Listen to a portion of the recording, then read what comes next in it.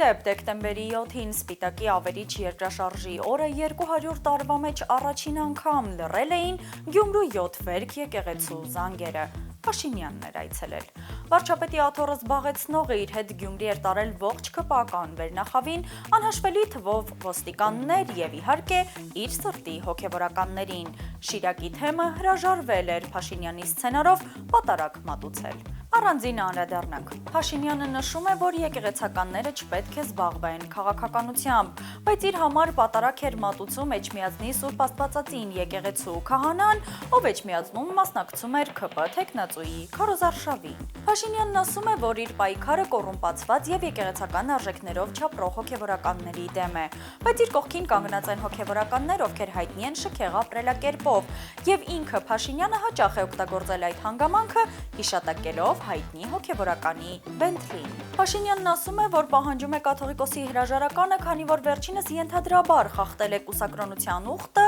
եւ զավակ ունի, բայց իր կողքին կանգնած է արքեպիսկոպոս, ով օդում կախված եւ չհերկված տեղեկությունների համաձայն ունի որդի, ով Փաշինյանի ձեռամբ բազմաթիվ բարձր պաշտոնների է նշանակվել։ Կարճաժամկետ։ Այդ պարագայում ում դեմ է իրականում պայքարը՝ հոգեվորականների,